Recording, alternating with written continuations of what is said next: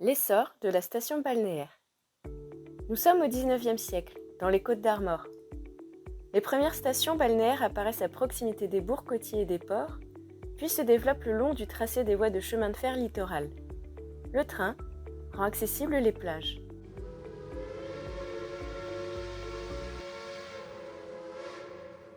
« 1905. C'est la création de la société anonyme Compagnie des chemins de fer des Côtes du Nord, qui ouvrira de nouvelles lignes côtières avec pour ingénieur Harel de la Noë, dont on connaît quelques ponts profilés en baie de Saint-Brieuc. Parmi les lignes ouvertes, Saint-Brieuc-le-Phare et Saint-Brieuc-Plouat. Les baigneurs viendront en foule quand le chemin de fer pourra les conduire et ils enrichiront le pays. Dira un sénateur en 1878. Sur les quais fréquentés, on croise, outre les marchandises et les locaux, les premiers touristes, population aisée, pour qui les bains de mer ont d'abord des vertus sanitaires et médicales. Au Rosaire, la halte située sur les hauteurs permettait de s'en rapprocher. Une puissante opération immobilière, le lotissement de la plage du Grand Rosaire, fut lancée par l'architecte parisien Paul Marteroy. La station cossue attendue des Briochins était née. Les villas maritimes fleurissent dès 1907 le long de la digue et dans des parcelles confortables. C'est la guerre qui met un coup d'arrêt à la construction. Les Rosariennes.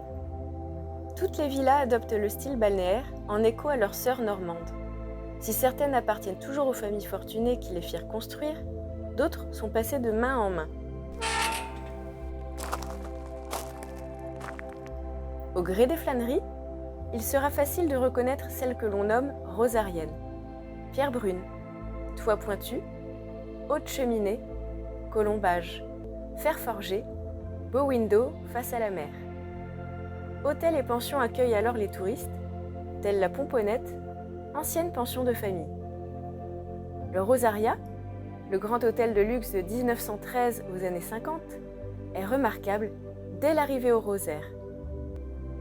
C'est l'architecture typique des Rosariennes à une autre échelle.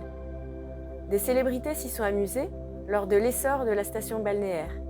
Aujourd'hui, c'est un restaurant. La villa Lanfranchi porte le nom de son premier propriétaire, le serrurier qui livrait les fers forgés des Rosariennes. Identifiable à sa tour pointue, Kerlubec est une des plus anciennes, construite en 1912. La villa Tournesol a une particularité. Il y a 40 ans, ses propriétaires ont été surpris par le Judas blindé et les pointes au-dessus du portail. Un réseau de fils électriques cernait la maison. Le docteur Paul, célèbre légiste expert criminel dans les années 30, y vivait et craignait des représailles des repris de justice. Au bout de la digue promenade, l'école de voile occupe quai Ravel, la villa ayant appartenu à Lucien Rosingart, créateur des Rosaires, aussi reconnu comme l'inventeur du baby-foot. Le constructeur automobile Rosingart avait fait construire une série de petites villas pour les ingénieurs travaillant dans son usine du Légué. L'inventeur des bougies automobiles, M. Pognon, a vécu aux Hirondelles. Les noms d'origine des villas sont souvent conservés. Les Chardons bleus, la Chaumière, Primrose, les Chardons bleus, la Chaumière, Primrose. Certaines villas ont subi les décennies. Ainsi, Clair Matin est invisible suite à une rénovation. Avenue du Gouello, du Léon et du Trégor, boulevard d'Émeraude, du Château et de Cornouailles. Les Rosariennes voisinent dans les rues le long de la mer. 50 ans plus tard, les mots de Louis Guillou, écrivain briochin, résonnent dans le jeu de patience. Tous les bourgeois de la ville étaient là, avec leurs gosses, sur la plage couverte de tentes bariolées, qui formait une vaste et longue courbe entre deux pointes de rochers. Belle plage de sable tiède et fin comme de la cendre.